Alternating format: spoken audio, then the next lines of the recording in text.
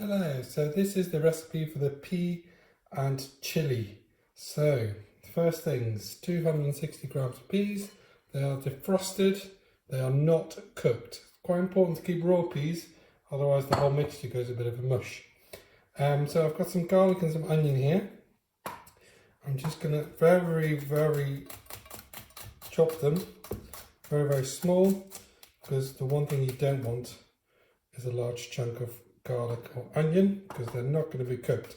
Now you could get your machine to do this if you have a food processor, but mine just doesn't do it as fine as I want it to. So I'm just going to chop this garlic. So really make sure you get as fine as possible. The machine will do a little bit, but the more you can help it, the easier it becomes. So this was 1 clove of garlic. I quite like it garlicky. For 260 gram peas that I have, maybe half a clove could be well enough for you. It depends how much you like it. So let's put all of that into our bowl with the peas. And then we've got this onion. It's about half an onion, quite a small one, not very big. So again, with this one, as thin as you can, because the machine only does so much for you.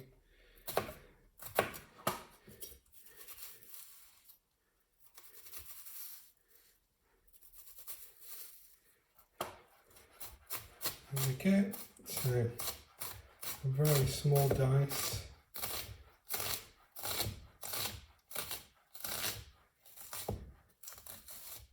I've done this a few times, so I'm getting used to it. So as small as you can, just do the end bit. And there we go. And again, all of it in with our peas. And this is the moment where we blitz the first time. Wash my hands. There we go. So, my food processor, just normal blade on the end, and pour all of this in together. And we're just going to pulse it maybe once, twice. It'll still be quite rough, but because we're going to blitz it again, we don't want it too smooth now, because then we won't have anything left at all. So let's put the lid on. And on the machine.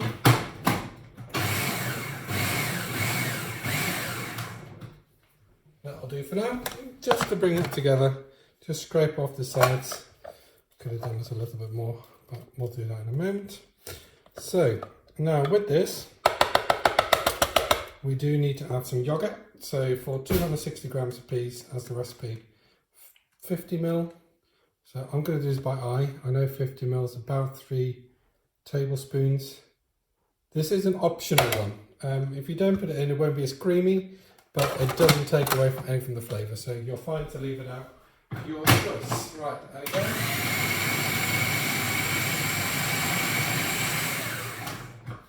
Give that a little bit longer. Just scrape it away from the sides. It should all be starting to come together. Yeah, it just needs a little bit more.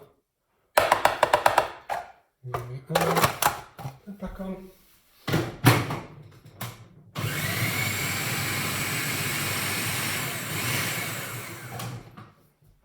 I do like mine to have a little bit of a bite in there, nothing too fine. There's a whole pea in there, that's okay. It looks nicer, it's a better texture. So I'm quite happy with that. So I'm going to return all of that to the bowl that I started with. So let's get the blade out, get my bowl, and pour everything in. Now, if at this point you see a large chunk of garlic or a large chunk of onion, you might just want to take it out now, rather than becoming a surprise. So as soon as that is all out, there we go. Yeah, I'm quite happy with that. It's still quite firm.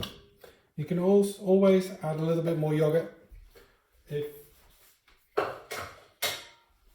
you wanted a little bit more runny. You add a little bit more yogurt. It's up to you. This one. So now I've already done this, but I've got my spices. So I've got some coriander in the pan. It's difficult to see. Coriander seeds and cumin seeds. So half a teaspoon of cumin, a quarter of coriander, and I'm going to put them in my trusty pestle and mortar. Now I've toasted these before, just to get a bit more flavour out of them. And again, quantities, if you really like your spices, add some more. If you don't, add a little less. I do recommend a little, because it does taste much better there. So give it a good grind until we get a nice powder. And that's going to go in to the mix. There we go. Now I just need some pepper. Use the door. Some pepper, a little bit of salt, not too much. There we go. I'll need some lemon juice. Try not to knock my camera over. So lemon or lime juice, whatever you have, these are quite good. They're cheap, they've got plenty in them, and if you can get them open. Ouch. There we are. A squirt is what I normally do. There we go, that's about enough. It's very much up to you. So there's the bowl with a spoon, and just mix all those ingredients together there. So we've got there the coriander, the cumin, some lemon juice, the peas, the garlic, the onion. And now for the last bit, because otherwise it wouldn't be pea and chilli, I need my chilies.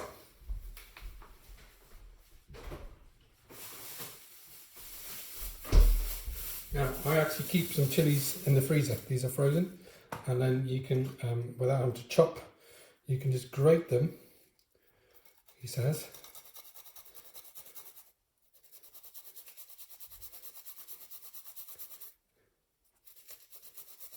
Into the mix. Now, if it's a fresh chili, of course, finely chop it however you see fit. Okay, I'm just going to chop these a little bit because they're not really plain. I'm using a yellow and a red one. It's entirely up to you which chilies, or indeed if you want chilies, how much is very much up to you. So these are just from frozen. They'll defrost as you, they defrost very, very quickly. So that will work nicely. So I've used about half a chilli in total, a little bit of each, just for a bit of extra colour. Always looks good. There we are. So that's going to go in.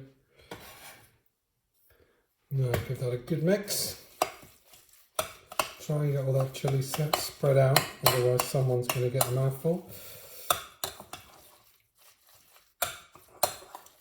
And there we go. That is the pea and chilli mix. As easy as that. Enjoy. We've got all our bits and pieces together now. So we have our toasts. They took about 8 minutes. And then we've got the peas. So that's the first one I'm going to sort of show you how to plate up. So you get a teaspoon's worth and just dollop it right on the top. There we go. And then, because we like this, we do a little bit of a garnish, a bit of the chilli that you have left over. There we go.